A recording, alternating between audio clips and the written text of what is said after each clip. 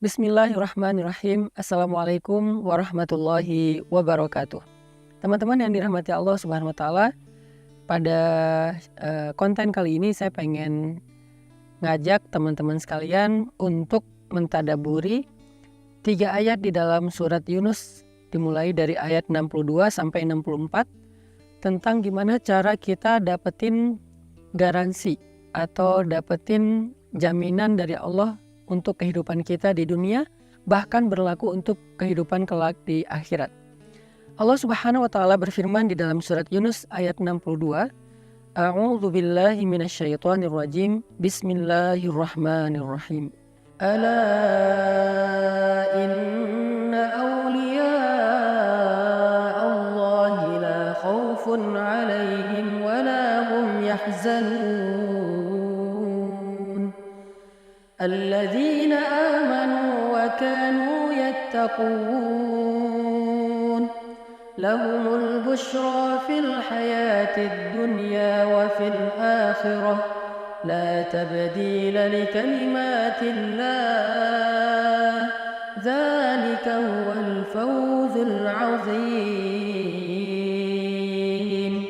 Sadaqallahul azim. Teman-teman, di dalam ayat ini Allah lagi bicara tentang orang-orang yang dapat jaminan Allah. Diistilahkan dengan auliyaullah. Terjemahannya tuh kekasih-kekasih Allah. Atau bahasa yang lebih sering dipakai di Indonesia juga, wali-wali Allah. Wali-wali ini bukan orang-orang yang khusus yang bisa hilang, bisa terbang.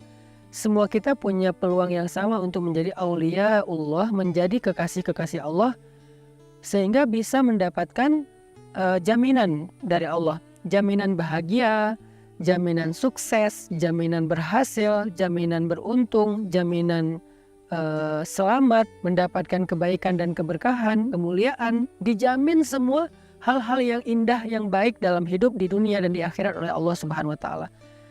Dan ini adalah satu hal yang selama ini kita cari kan, kita pengen terjamin rezekinya, terjamin keluarganya, terjamin jodoh atau perasaannya, terjamin happiness-nya, terjamin karirnya, terjamin kesehatannya, terjamin masa depannya, terjamin rumah dan hartanya, terjamin juga akhir hayatnya dalam keadaan husnul khotimah. Gimana cara kita dapetin jaminan-jaminan yang sangat penting ini dalam hidup? Siapa orang yang dapetin jaminan Allah Subhanahu wa taala tersebut? Ternyata orang yang dapetin jaminan Allah itu disebut dengan aulia Allah, kekasih-kekasih Allah. Jaminannya la khaufun alaihim, gak ada rasa takut bagi mereka tentang apa yang ada dalam hidup mereka. Walahum yahzanun, mereka gak akan pernah kecewa. Jadi sebelum mereka melakukan sesuatu, mereka gak perlu takut. Setelah mereka melakukan sesuatu, mereka gak akan kecewa. Itu jaminan. Lahumul busyra, dan bagi mereka ada banyak berita gembira, kejutan fil hayatid dunya, dalam kehidupan di dunia, wa fil akhirah, bahkan di akhirat kelak ada banyak kejutan dari Allah. Dan itu yang disebut dengan fauzun azim, kemenangan yang sangat besar, kemenangan yang sangat istimewa. Gimana cara dapetin jaminan dan kebaikan ini? 2 syaratnya.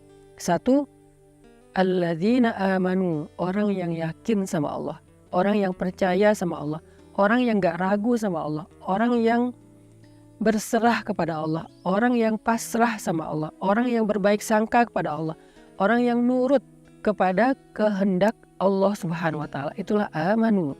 Dan syarat yang kedua, wa kanu yattaqun, orang yang taat kepada Allah.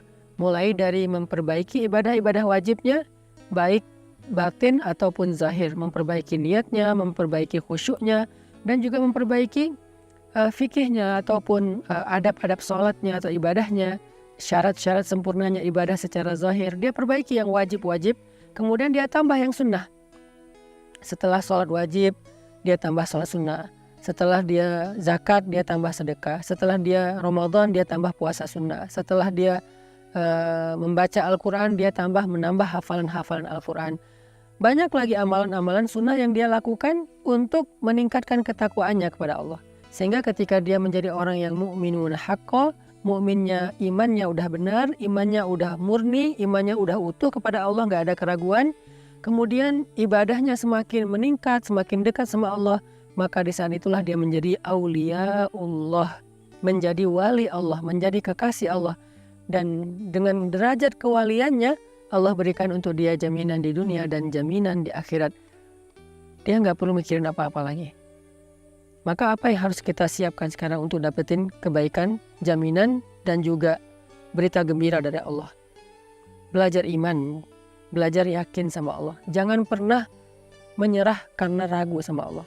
Jangan pernah menyerah karena munculnya suuzon kepada Allah. Kok Allah tega sih? Kok Allah gini sih ke saya? Kenapa sih Allah menguji saya dan seterusnya? Jangan pernah menyerah dengan bisikan-bisikan syaitan tentang suuzon kepada Allah. Langsung kita switch pikiran negatif kita kepada positif. Pasti ada hikmahnya. Allah tuh penyayang, Allah tuh gak tega, Allah tuh pasti sayang banget sama saya. Pasti ada kebaikan di balik ini.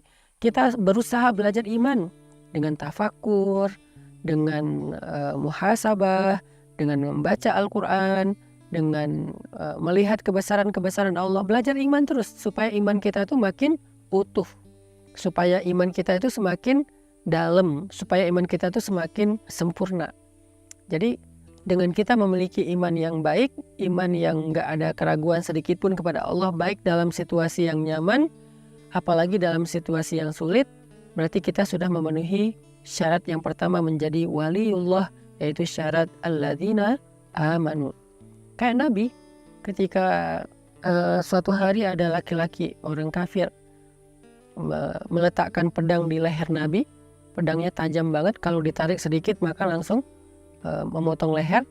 Dia bilang, wahai Muhammad, siapa yang bisa nolong kamu sekarang?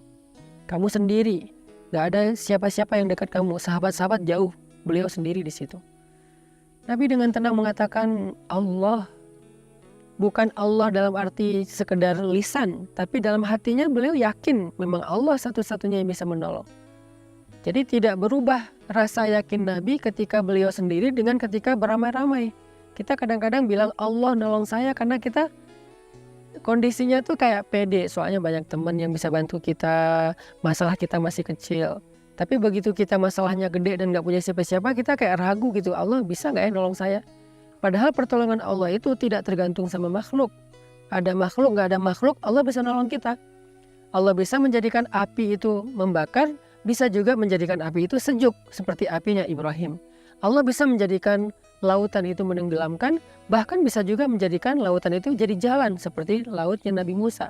Allah bisa mengeluarkan onta dari induknya, bisa juga onta keluar dari batu seperti ontanya Nabi Saleh. Allah bisa menjadikan bulan itu purnama, bisa juga membelah bulan seperti bulannya Nabi Muhammad. Banyak lagi hal-hal besar yang terjadi, dan itu bukan hanya untuk para nabi yang disebut dengan mukjizat, tapi juga untuk orang soleh atau kekasih Allah yang bukan nabi yang disebut dengan ma'unah atau pertolongan Allah. Artinya jangan muncul ragu dalam hati kita ketika hidup kita sulit, mentok, gak ada lagi jalan-jalan logis untuk mendapatkan kebaikan. Karena iman gak harus selalu logis. Ketika iman kita utuh dalam situasi yang gak logis, saat itulah kita menjadi mukminun haqqa, mukmin yang sejati. Kalau iman kita utuh dalam situasi yang logis, ilmiah, kebayang sama kita, itu belum utuh, belum teruji. Ketika Nabi di dalam gua bersama dengan Abu Bakar, musuh-musuh sudah mengepung gua. Kalau mereka ngelihat ke bawah saja sedikit, udah kelihatan Nabi dan Abu Bakar di situ dan langsung ditangkap.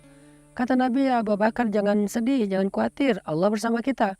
Ketika Nabi Musa mentok dengan laut, di belakangnya tentara Firaun, orang-orang Bani Israel udah berputus asa. Nabi Musa bilang apa? Kalla inna ma'aya rabbi sayahdin. Allah pasti nolong saya, Allah pasti ngasih jalan buat saya, ngasih petunjuk buat saya.